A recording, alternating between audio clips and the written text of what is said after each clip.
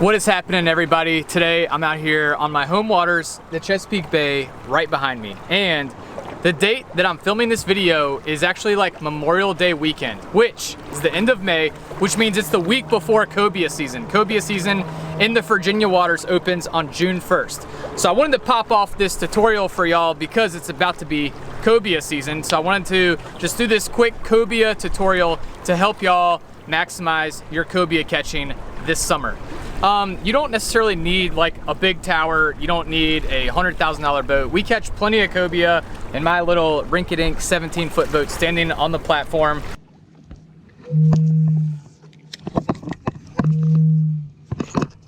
Come on, come on.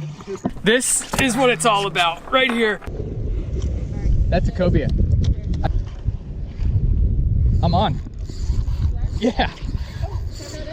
Or you can catch Cobia off the pier, even off of the beach. So today I'm gonna talk to y'all pretty much about everything that y'all need to know how to catch Cobia. And Cobia actually live all over the world.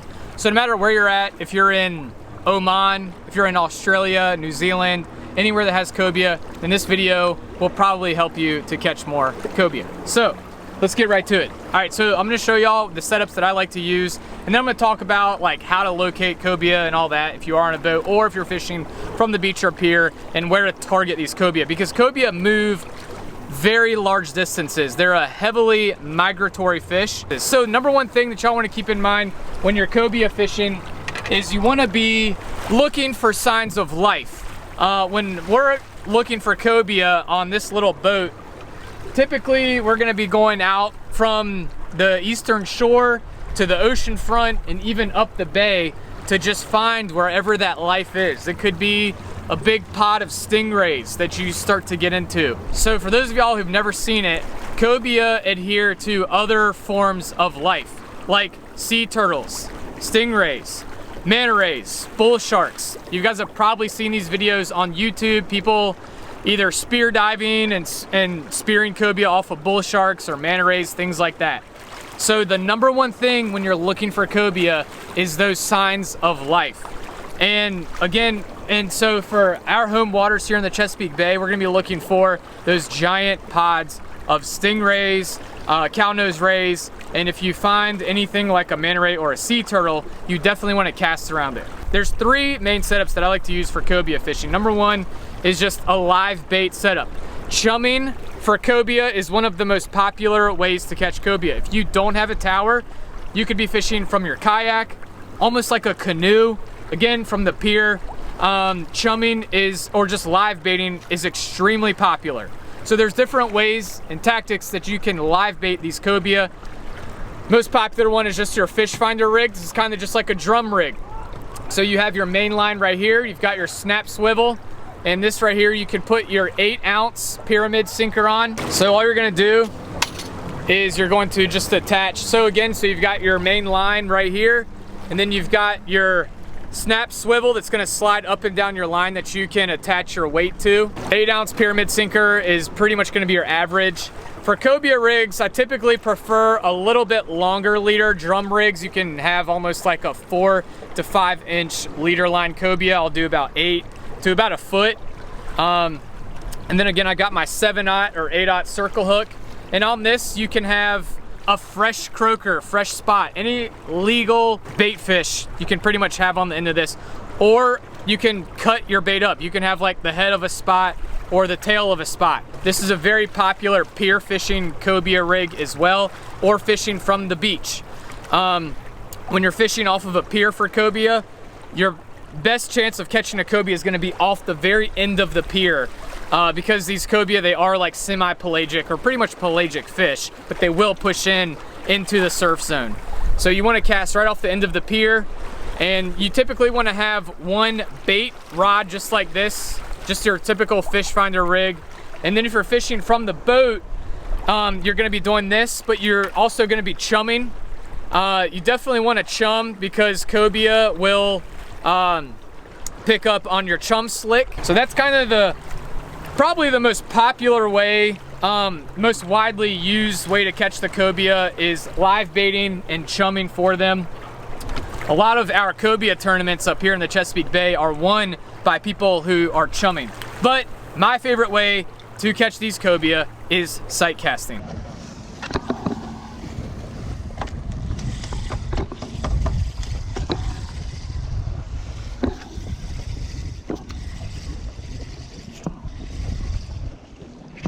On, there we go. He's on. Fish on. Nice, yeah. So for sight casting, we are going to be using bucktails primarily, and we have some of our slimy serpentine friends. These are the eels, and so eels and bucktails are pretty much going to be the main way that you're going to sight cast the cobia. And I don't know about y'all, but if you've never sight casted a cobia, it's probably one of the most exhilarating feelings in fishing. Sight casting a cobia is about the closest thing to hunting and fishing that you're gonna get, because it's pretty much you're riding around on the tower or on the front of your boat, or even on your kayak or your paddleboard for that matter, and you're just looking for these cobia. And when you're looking for cobia, you have to have a pair of these. Have to have a pair of polarized sunglasses. I use Salt Life sunglasses, which makes high quality shades, Costa, Salt Life, anything. So I use Salt Life sunglasses, and I would highly recommend, if you guys haven't checked it out, videos like Blacktip H and some other people who have some footage of sight casting cobia from drones, and you can see what they look like before you actually try to go sight cast one. It's almost like a purplish kind of figure in the water is almost what you're gonna be looking for. Sometimes you're gonna be looking just for a contrast. Sometimes when you're sight casting, you're just looking for when the water's super slick, calm, and you're not on a tower, they can almost be waking at the top of the surface. And the wake will either be a giant cownose ray or stingray, or even a manta ray, could be a sea turtle, something at the top of the surface, but that's gonna be a clue because there might be a cobia right there. So a common mistake that kind of like amateurs or people who haven't really cobia fished that much make is they sneak up on the cobia too fast. If that cobia is swimming away from you, he's kind of in the zone, and very rarely will that cobia go down before you get to that cobia. So you want to take your time to get to the cobia and make sure that you make a good cast. You can also spook the cobia with a bad cast if you cast right on top of that cobia. When you sight cast cobia, you've got your bucktails, which I'm going to set my rod up here in a second. You also have your eel rod. So this is the rod that I use for throwing live eels, and you can either use a J hook or a circle hook. When you're throwing an eel at a cobia, it's typically going to be a keeper cobia, and if you're harvesting cobia, then you probably want to use a J hook, not a circle hook. You're not too worried about gut hooking or getting a proper hook set. Once you hit your limit of cobia, you probably want to switch to a circle hook to make sure that you can get a good removal of that hook. We want to make sure you guys also, please, when you are harvesting cobia, if it's just you and a buddy out fishing, just harvest one cobia. Please, people, can we just try and get a grip on this? This is a beautiful fishery that we have here on the Chesapeake Bay, and I just want to say, be smart about the cobia that you harvest. Okay, so when you rig your eel, you always want to have a towel or a little rag, because these eels will get all around in your bucket and everything. So there's a few different ways that you can hook your eel. One of the more popular ways is you can go in through an eyeball.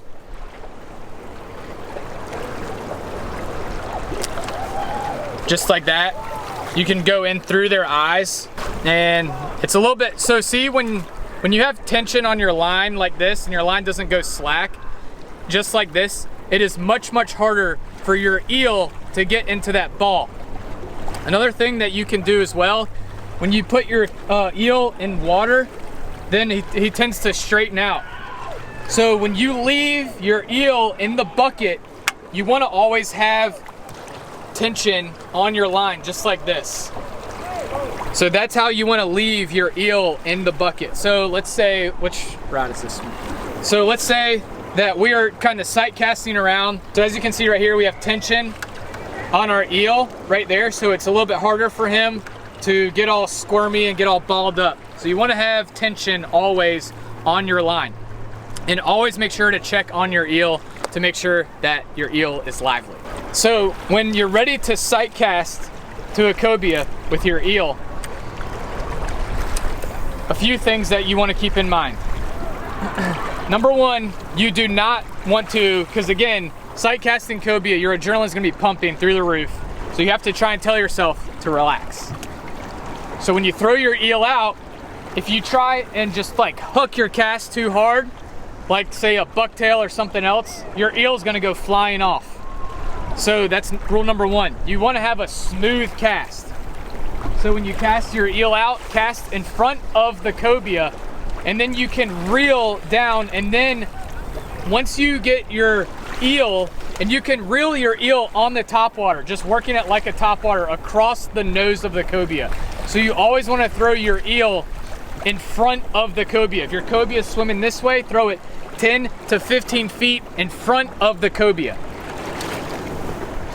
Rip your eel in front of the cobia. When you get about 5 foot in front of the cobia, stop reeling and let your eel fall down. You're gonna see the cobia go down on your eel, and that's like the coolest thing ever. As soon as you see the cobia go down, open your bail. And then you wanna feather the line right here. When you feel that line, you can feel the cobia almost thump it, and it's gonna start taking line out. When it does that, close down your bail real tight and set the hook. When you set the hook, you gotta set the hook hard, like this, about 2 or 3 times at least. So those right there are some tips when you're sight casting cobia with a live eel, and it is one of the most fun ways to catch that giant cobia is with that live eel. Okay, so fishing with a live eel is fun, but my favorite way is probably a bucktail. For a leader line, for bucktails, I've got my Florida Fishing Products leader line right here. I typically use 40 to 50 pound leader line, fluorocarbon. I'll show you all my setup right here. This is my Cobia Samurai sword. I actually just picked this up from Oceans East 2 days ago. So shout out to my local tackle shop. This is the Shimano Terramar. This is a 7 foot, it's a heavy, but medium fast action on it. And I really like 7 foot. That's just my personal preference. Some people like an 8 foot rod for casting. They can get longer casts. If you're fishing off the pier, then you definitely want an 8 foot rod. The reel that I'm using, for all y'all gearheads out there, for all y'all gear junkies, so I'm using a Florida Fishing Products 5000 series. This is the new Osprey 5000. That's my most used Cobia fishing samurai sword right there. I'm just gonna use a uni to uni knot for linking my main line to my leader line. So some other things that I want to talk to y'all about cobia fishing and just kind of locating these cobia is clear water, water temperature, and signs of life. So water temperature is very, very important for cobia. Like last weekend we were fishing in the Outer Banks. The water temperature was about 63 to 64 degrees. And it was kind of tough because these cobia prefer water temps of at least 67. You can find them in cooler water, but they're gonna be in their happy place when that water temp is about 67 plus. Cobia fishing in a boat is definitely teamwork, is very important. So one of the things that if I'm on the front, I'm always asking Christy in the back, what's the water temperature on our electronics? Some other things that I'm gonna be keeping in mind is that water quality. So right here, this water is actually kind of murked up because we've had so much rain. So you're gonna be going to certain parts of the bay where that water clarity is a little better. So if, let's say you're fishing in my area, we call it the first island, which is the closest island to Virginia Beach. The fourth island is the closest island to the eastern shore. So whichever part of the bay has the more clear water, the better water quality, that's where I'm gonna start cobia fishing. A lot of times we'll be riding around, you'll see bait balls. Bait balls are really, really important, but the more important thing that I'm gonna be looking for, because like in midsummer, we get a ton of bait balls out here. And you can try casting a cobia in the middle of those bait balls and around the bait balls, but it's pretty much gonna be bluefish. So what we're gonna be doing is looking for the bait balls, but we're really gonna be looking for where are those pods of rays. So here's my 40-pound leader line. I'm also gonna use a loop knot. If y'all don't know what a loop knot is, then we have a tutorial on how to tie them. But I like to use a loop knot when I'm cobia fishing because it gives this lure a little bit more of an appropriate action. It's also a really strong knot. Polymer knots will work, but I like to use a loop knot. There's our buddies out there.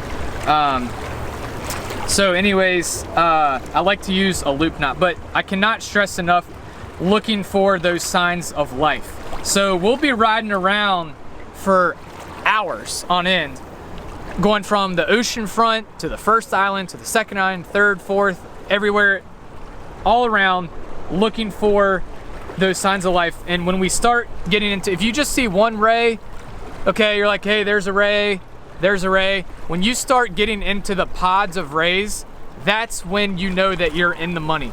All right, so this right here, my loop knot. So when y'all start getting into those big pods of rays and you see like 10 rays, 20 rays, 5 over here, 2 over there, 10 over there, that's a place that you really want to concentrate your efforts. And then you're gonna see those cobia either right on those rays, below them, or around them. You might think you see a pod of rays because you've been looking at rays all day, but it's kind of like your mind playing tricks on you. It's actually a pod of cobia. So rays typically have a lighter brown color to them. Cobia have a darker color in the water. So that's really what you don't want to be looking for. But when y'all start seeing those rays, it doesn't hurt as well. If you see a giant manta ray or even a sea turtle, you really want to cast to that. Even if you don't see anything, it doesn't hurt to cast to it, cast around it. Just please don't hook that sea turtle. So this right here is my 2-ounce bucktail. I've got my loop knot on it. So sometimes I'll tip it with like a soft plastic, but honestly, just this right here is perfect. So for sight casting cobia with a bucktail, this is my favorite way to catch these cobia. All right, so when y'all see a cobia, first of all, make sure that your drag is set. Because if your drag is loose like this, then your cobias, they have a very tough mouth bone structure. Their head is super, super tough. So you really have to set the hook. And you want to make sure that your drag is set pretty tight, almost locked down all the way. Same thing as casting that live eel. You're gonna creep up on that cobia. The best thing is when he's swimming away from you, if he's swimming towards you, you wanna make sure you get your cast in quick. Cast in front of the cobia, and then you're gonna jerk, jerk, jerk, jerk, just like that, okay? We're not flounder fishing here, people. We're not finesse fishing. We're cobia fishing, so we are not just like light taps of our rod. We are jerking these 2-ounce bucktails and keeping this bucktail in the strike zone. So what I'm gonna do again is I'm gonna cast it out right in front of the cobia, and then it's jerk, jerk, jerk, jerk. Sometimes you can drop it. If that cobia doesn't take it right away, you can drop it. And the cobia really like that sometimes for whatever reason. When it drops down, it just grabs their attention and they'll come down on it. So that's what you're gonna do is jerk, jerk, jerk. And a lot of times you'll see the cobia come down on it. When you go to jerk again, you'll feel that cobia on it. You've really gotta hook set like 2 or 3 times at least to make sure that you get a really good hook set into them. So that right there is how you catch cobia with a bucktail. And every other way that we talked about with a live eel and chumming for cobia. So hopefully that helps y'all catch more cobia this summer. Stay on it. If you guys miss the cobia, he goes down. Stay in that same exact zone. If the cobia, take note of which way that cobia was swimming or which way that pod of cobia was swimming. If that pod of cobia was swimming this way and they go down because you spooked them, stay in that same general area, but maybe go a little bit further that way, because even though they went down, they might still stay on that same exact trajectory. So you got to be patient when you're cobia fishing. Don't cast too soon.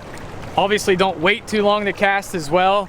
And then if you're chumming for cobia, always, always, always have a bucktail. Because when you catch one cobia, they like to follow their friends, and just like they like to stay on stingrays, they also like to school up or group up. So when you catch one cobia, you're probably gonna catch another. And that's always a fun problem when you're on the boat and you're just 2 of you and y'all both boat up on cobia. So y'all figure that one out, and that's really fun when that happens. So right there, that's how y'all catch cobia. This right here is my favorite setup right here. My Florida Fishing Products 5000 reel with this bucktail 2-ounce boat up. All right, y'all. Thanks for watching. Go catch yourself a cobia and let me know if you do. All right, people. Peace out.